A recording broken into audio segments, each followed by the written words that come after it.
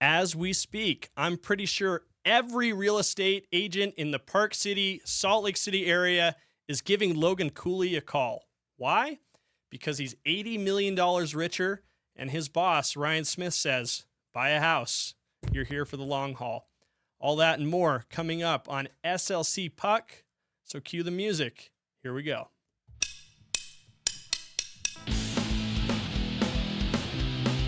What's up, everybody? Welcome to SLC.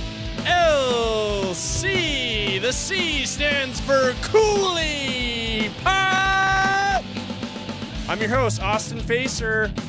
It is an exciting day to be talking to you guys on the airwaves this evening. It's about 8:06 p.m. on October 29th. Today is a big day. Today was an incredibly big day. We have a lot to talk about. I think it's been a day that I know people who have been following SLC Puck and all the fun we've been having have been looking for a while. It was all over social media, I saw. Lots of excitement happening. And, of course, what I'm referring to is that it's Pluto's birthday. Pluto, come right over here and say hello to everybody. Hello, Pluto. How are you? Happy birthday, bud. You guys might know Pluto as one of the stars of SLC Pups. He's in second place right now out of two teams, and we wish him luck for the rest of the season. And today was his birthday. Thank you, Pluto. All right, get out of here. All right, kidding, of course. This Logan Cooley guy made a lot of money today. That was the big story for Utah Mammoth fans. We'll get right into that. A lot of shmoney. It turns out if you wait just a couple weeks, you can make about $3 million more if you're Logan Cooley. I'll get into what I mean about that in just a second.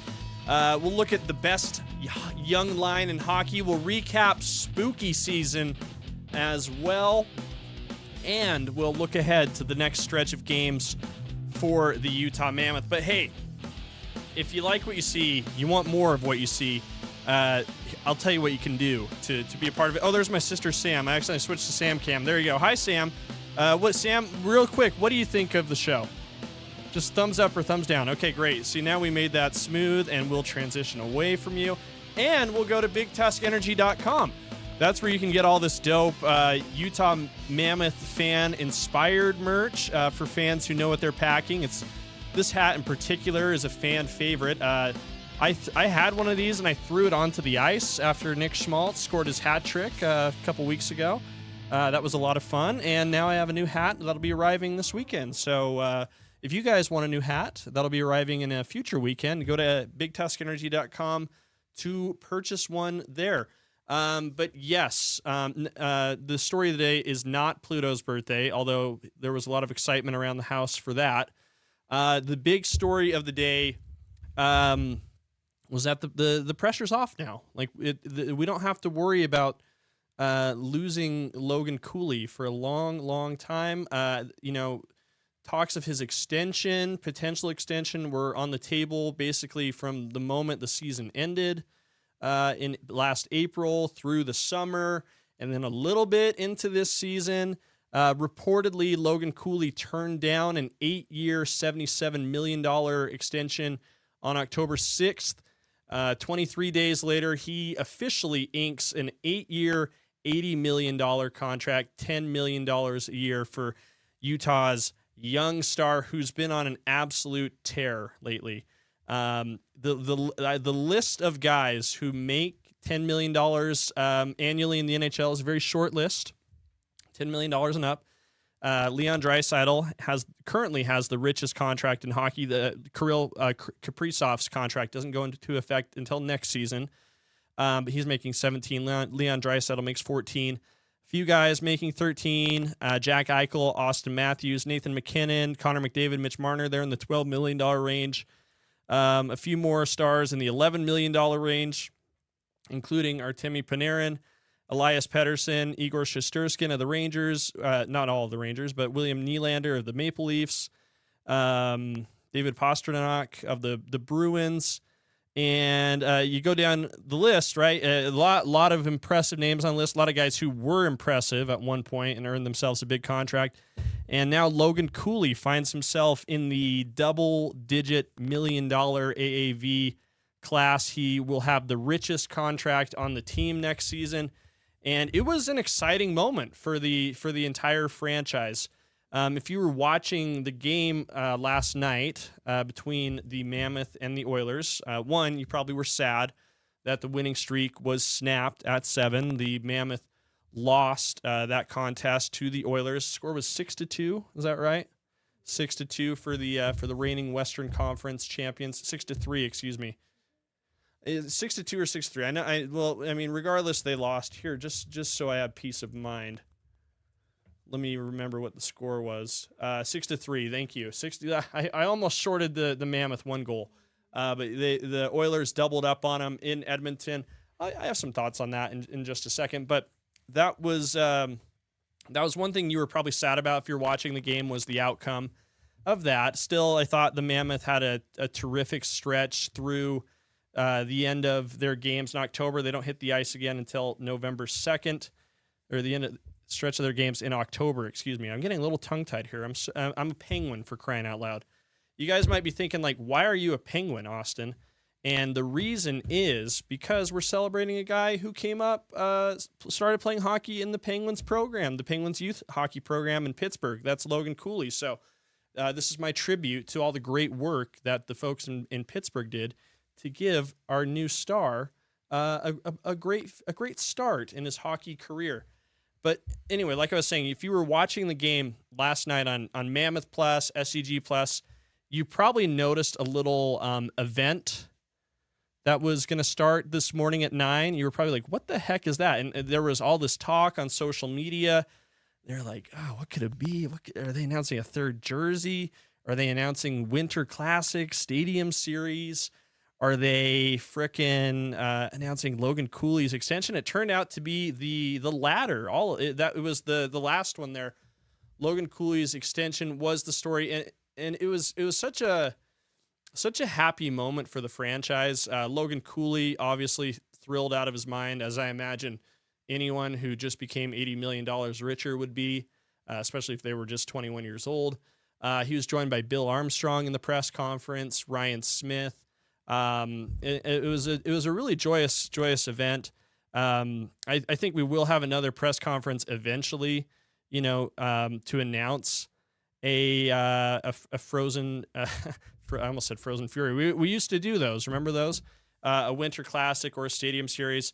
But today it was all about Logan Cooley. They had a cool sizzle reel they made for him. And a really, really happy moment. Ryan Smith talked about how happy he was to have the ability to have continuity. That's something like that he finds a lot of difficulty with in the hoops world. He likened the hoops world to the NBA, to the transfer portal, having to sign guys and then re-recruit them, before their contract even ends. Bill Armstrong, I thought, had a lot of great things to say, as he usually does. He gave credit to the agents that he had to negotiate with. He said they were tough negotiators. He talked a lot about Logan Cooley's family as well, gave them a lot of praise for how they raised him, and ultimately gave Logan Cooley a lot of praise himself for the competitive determination and drive that he has. And Cooley, I thought, said something that was really cute that I would love to get more of a story on at some point. They noted, I can't remember if Cooley said it or if Bill Armstrong said it, but he talked about how when Logan trains in the offseason, when he does skills camps, his grandma usually comes with him. I don't know if anybody caught that, but I'm like, I got to hear more about this grandma. That sounds like a fan. I love grandmas. I have a great grandma. I've got to know more about Grandma Cooley, because that sounds like a fun story there. But again, it was the story of the day, the toast of the town, and now the core is so firmly ingrained and so firmly entrenched, rooted, I guess you could say, in the Mammoth infrastructure. There's nothing to be now other than excited. There's no anxiety about the future. There's no pressure. There's no worries. There's just like this ability to grow and to keep getting better. Having Dylan Guenther signed the year before is huge.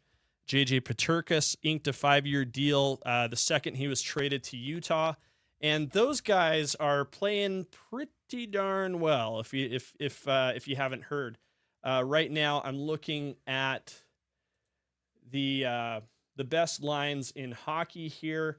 Gonna pull them up here on Puckovision. We can see here Logan, and when they're ranking the lines for expected goals for, which I think is a great determinator or a great indication of which lines are controlling play and impacting the game the most. The expected goals percentage is a particularly good one, but just to narrow it down, we'll do expected goals for. Peterka, Cooley, and Guenther, fourth best in the NHL, behind some pretty potent lines that include one from the Avalanche of Lehkonen, McKinnon, and Marty Necas. The Canadians have a great line center by Nick Suzuki. Evgeny Malkin's having a big year, so his line with the Penguins. Wobble, wobble. Is that what Penguins say, by the way? I tried to do a penguin noise, and what came out was wobble, wobble.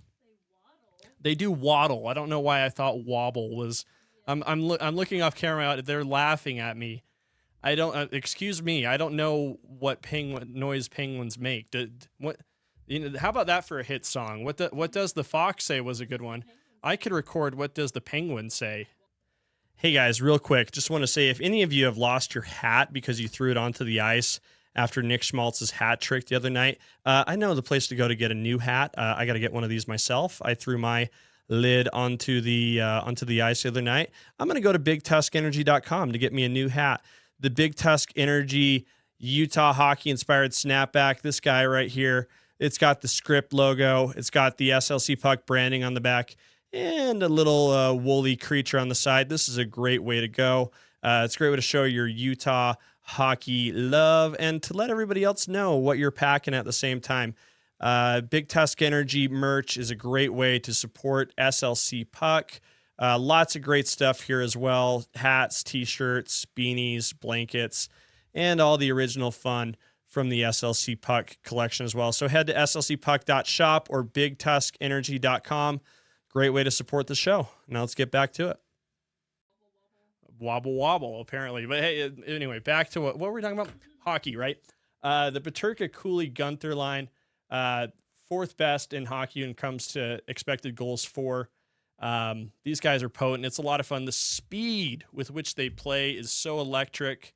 That was very much on play through the first 10 games and even into the 11th against Edmonton. I think JJ Peterka has been terrific, and he's definitely going to be a part of the equation for the next 5 years. Dylan Guenther's been stellar, but the guy who's been driving the bus, I guess you should say, for the most part, has been Logan Cooley, and his growth has been pretty incredible to watch from last year, our introduction to this team to now, where we're familiar with the guys. We can actually see the difference that they've made from last year to this year. He's faster, he's stronger, he's tougher. He's pushing people around in front of the net. He's shooting the puck from distance. He's scoring crazy goals, or he's batting the puck out of the air. He scored a natural hat trick against St. Louis. It's must-see TV here in Utah, and it's very exciting. Again, like it's not. I think this phenomenon has staying power, and I so wish that I get the feeling that people are excited about Logan Cooley. It's not necessarily on the same level that Donovan Mitchell excitement was when he was early in his career. I remember that being being a crazy phenomenon at the time.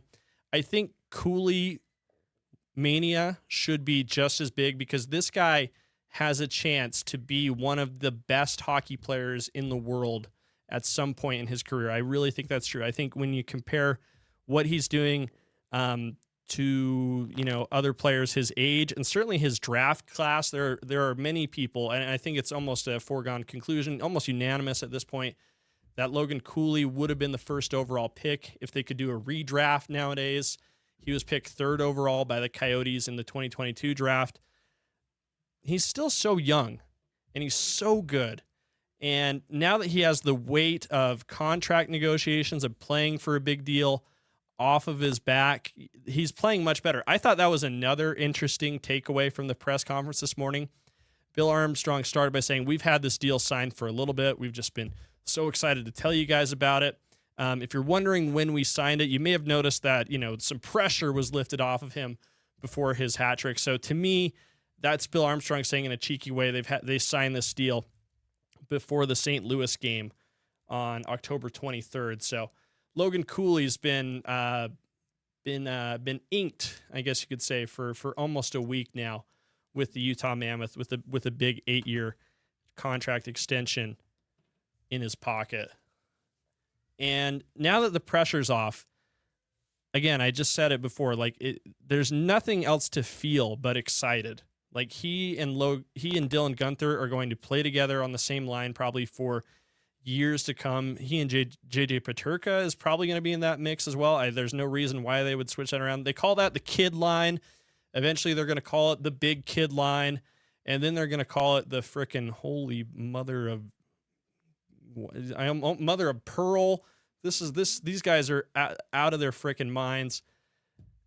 It's a blast. And I wrote this big article about it on slcpuck.com. So please go ahead and check it out. And I'm doing a giveaway there. When we get 1,000 subs, I'm going to give away a pair of gloves and a stick for my personal collection. I believe they were issued to Nick Schmaltz, just so you know.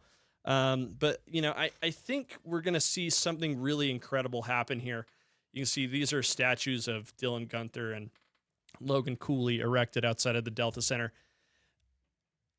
They really think they have a chance to compete for a Stanley Cup at some point within this window. That was also something that was discussed by everyone at the table at the press conference. I still think they have this timeline in their mind. I think they are a little bit ahead of schedule, but I don't think they want to get ahead of themselves necessarily, which I think also creates another interesting situation with other guys who are on expiring contracts now. But I really think they see these two guys as the main pieces of the puzzle, the cornerstones of their franchise. I'm referring to Dylan Guenther and Logan Cooley. And it's so obvious when you see it, right? When you see the money that they've given these guys, the commitment that they made, and the fact that these two are buying into this as well says a lot. And I'm just saying this now, if these guys who are frickin' rascals, by the way, Dylan Guenther and Logan Cooley, both very nonchalant, and I find them both kind of hilarious in weirdly different ways. Like, I don't think either of them really know how funny they are, to be honest, but they are very funny, and they also happen to be incredible hockey players with complementary skill sets, I should add. And I think we all know what that, I think we all would agree on that as well. I'm telling you, if these guys can do it, if they can bring home a Stanley Cup at some point in this window, and it seems possible that they're going to have some chances at it, they will have statues in front of the Delta Center. There's just no way they won't. And I'm not trying to throw shade at our friends, the Jazz. They're playing tonight. We wish them well. They're rebuilding. They're climbing the mountain right now. But I've always found it a little amusing how much we celebrate a team and a couple of players who never won a championship. John Stockton, Karl Malone, incredible careers, right? Wrote their name in the history books, the record books quite a few times, but could never get it done. And I think outside of the state of Utah, people probably smirk and laugh and say, hey, where are those championship banners? Huh? We don't see any of those in the old Delta Center. But these guys are going to put one there. I think they're going to have a couple really good opportunities.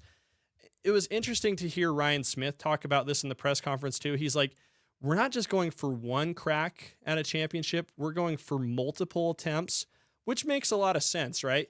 Obviously the Jazz had 2 chances at a championship, came up short twice. The Edmonton Oilers, who the Utah Mammoth just played against and lost, have also recently had 2 chances at a Stanley Cup, haven't won. Connor McDavid, he's still going to have a statue somewhere. Will he be able to say he has a championship ring to go along with it? We don't know that yet. And so they're planning not just for one big run, the Utah Mammoth. They're planning for multiple opportunities with the hope that they can cash in once, twice, maybe 3 times, but definitely the hope that they can get at least one. Because a lot of things, crazy things can happen in the sporting world where, you can be a very good team. The Utah Jazz in 1998 had the best record in the NBA. They had home court advantage in the finals and still came up short, mostly because a guy named Michael Jordan was on the other side. But still, all the pieces were in place for them to win a championship that year. Didn't happen. And there are so many examples of this happening, right? But you give yourselves as many opportunities to win the big game as you can, and maybe you do win. And I think they feel like these guys, Logan Cooley and Dylan Guenther, give them this chance. And they have great pieces around them too, pieces that are big. Clayton Keller, he's a pretty big one. Nick Schmaltz is making himself a very big one. Mikhail Sergachev is a huge one. Karel Vejmelka is a massive piece in this puzzle. But these two are the corner pieces. You need your corner pieces to build the puzzle. It gets the rest of the puzzle started when you have your corner pieces in place. So go ahead and check out that article, guys, on slcpuck.com. You'll see more of what I'm talking about. But the loss against the Oilers, now, did it make me sad? Yes. Did it make me a little depressed? A bit.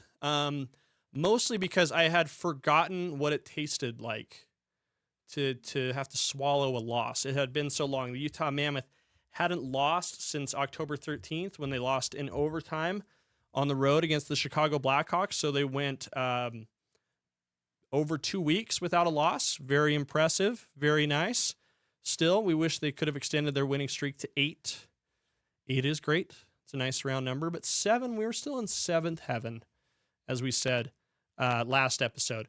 And really, I think this is a great learning moment. We're going to try and spin everything in an insanely positive way here at SLC Puck, mostly because it's good for mental health, to spin things in a positive way.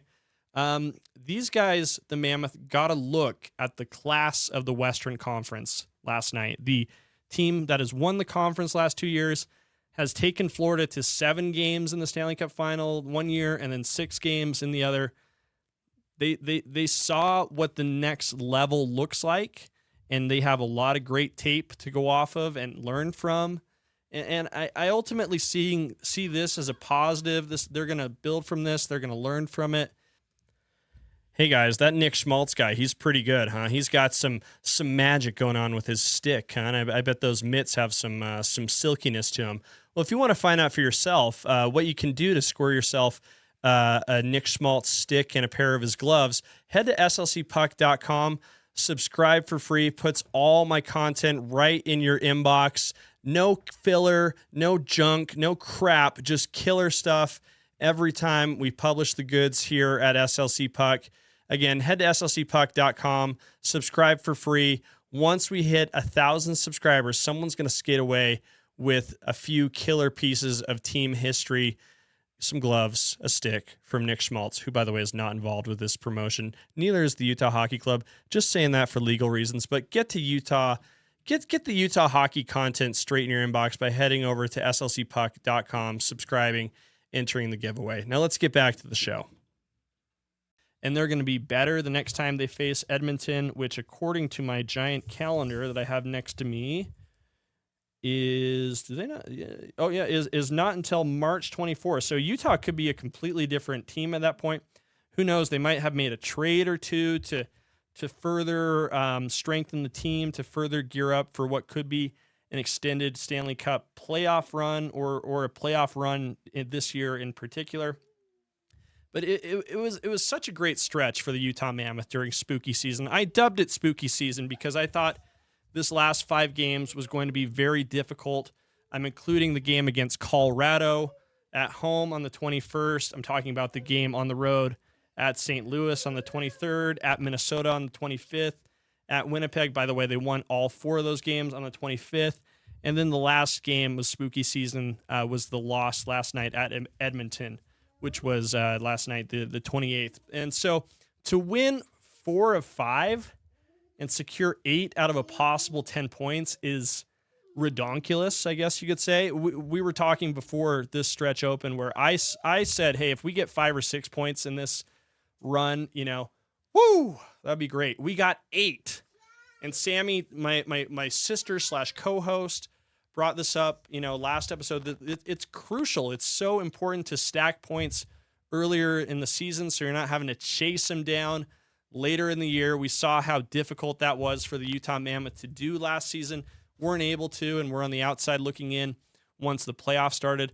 But a terrific run to start the year. The Utah Mammoth remain at the top of the Central Division, I believe. Let's check the standings. I know there were a ton of games yesterday. Literally every single team was playing yesterday. So let's just check in here on our standings.